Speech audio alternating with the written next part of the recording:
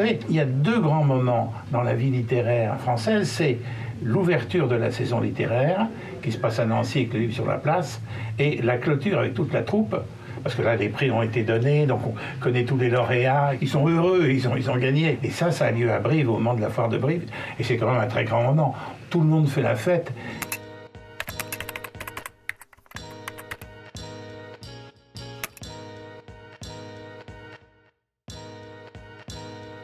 Et quand on m'a demandé si j'acceptais, si j'avais envie, d'en être le président, j'ai évidemment dit oui, parce que c'était en même temps remords dans la fameuse petite Madeleine de Proust.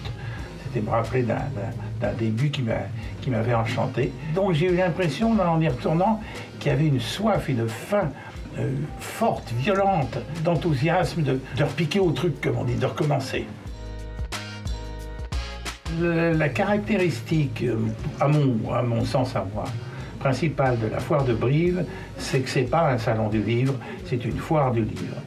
Ça ne veut pas dire que les livres sont vendus différemment de s'ils sont vendus dans un salon, ou qu'on rencontre les auteurs dans une étable avec de la paille. Le mot foire, quand on en parle en France, ça a un sens festif. On allait à la foire, on allait à la fête. On allait boire, on allait manger, on allait gâcher. C'était quelque chose de très très joyeux. Et ça continue d'avoir cette idée-là.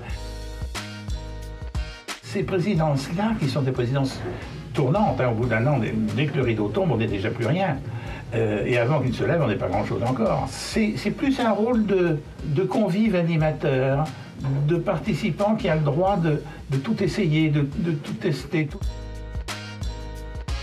On m'a confié la tâche extrêmement agréable de sélectionner par exemple un film pour une soirée. Alors ça c'est merveilleux parce que vous dites, mais je peux... Ah vous choisissez ce que vous voulez. Noir et blanc, couleur, super cinérama, 8 mm et demi. Donc j'ai choisi un film qui est un film rigolo, en espérant qu'il fera rire la salle. C'est un film que j'aime beaucoup. Springtime for Hitler. We wish to produce your play. A play? We think it's a masterpiece. Herr Bustalter Birds! Birds! Birds! Birds! Do you hear? On m'a demandé aussi de prévoir une soirée thématique. Alors j'ai choisi une soirée sur la mer, parce qu'il n'y a pas la mer à Brive. Alors puis ça, les gens de Brive vont être contents. Ils vont entendre les mouettes et avoir des embruns iodés. J'ai fait inviter 3 personnalités qui me semblent importantes par rapport à la mer. Alors il y a notamment Patrice Franceschi, qui est un aventurier, mais qui est aussi un grand écrivain, et qui est le capitaine du 3 mâts à Boudeuse, hein, ce qui est pas rien. J'ai aussi pensé à faire venir un éditeur, parce que les éditeurs, c'est un petit peu comme les salons du livre. L'éditeur, c'est un monsieur derrière son bureau, qui vous regarde quand vous entrez, qui dit « Non, non, votre manuscrit, non, non, j'en ai déjà beaucoup trop en ce moment », qui est un monsieur sérieux et parfois un peu rabat-joie, un peu rabat-caqué en tout cas. Celui-là, c'est Olivier Frébourg, sur les Équateurs. Déjà, rien que le mot, on voyage, la fenêtre est ouverte, on voit des paysages lointains, un peu exotiques. Et Olivier est un passionné de mer et de voyage, de navigation. Il est passionnant parce qu'on n'attend pas sur ce secteur-là. Et quand il parle des voyages qu'il a fait, il est allé loin en bateau. Tout d'un coup, on se met à rêver. Je suis un grand rêveur. Et un livre, ça m'a toujours fait voyager dans mes songes. C'est plus fort que les cauchemars, les livres. Et les éditeurs qui les font naître, qui leur permettent d'exister, sont pour moi des passeurs. J'ai depuis longtemps un grand amour de la bande dessinée. J'ai commis ma première bande dessinée cette année. Je me suis fait ce plaisir. Enfin, je ne l'ai pas dessiné moi-même, je dessine comme un pied, non comme 3 pieds. Mais j'ai écrit le scénario et j'ai approché ce milieu. Je sais maintenant comment on fabrique une bande dessinée. Donc il y aura des auteurs et des dessinateurs de BD et qui pourront parler de leur métier, et donner peut-être envie à des jeunes, à des gens qui passent comme ça, de s'y essayer eux aussi.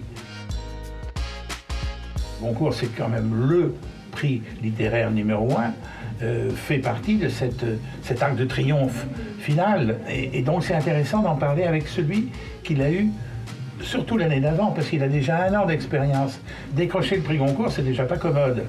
Mais vivre comme lauréat du Goncourt, croyez-moi, parce que je le sais par expérience, c'est crevant, c'est pas facile. Il faut assumer. C'est un petit peu comme les Miss France.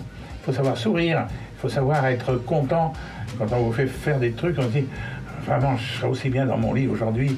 Ça m'intéresse d'en parler avec un lauréat du Goncourt. Comment tu as vécu ça, toi? Qu'est-ce qui t'est arrivé?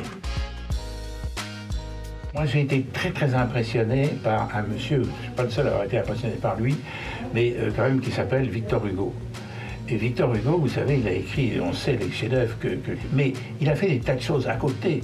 Il a fait des choses avec des taches d'encre, des tableaux qui sont extraordinaires. Il a écrit pour le théâtre. Et moi, je suis persuadé que si Victor Hugo avait vécu un autre siècle, il aurait été un immense producteur-réalisateur. Il aurait été Steven Spielberg ou Lucas. Je crois qu'il ne faut surtout pas enfermer la littérature dans un petit précaré, comme des moutons, où elle a de l'herbe à manger, et le loup qui rôde autour. Il faut qu'elle aille jouer dans la forêt profonde, il faut qu'elle prenne des risques, il faut qu'elle...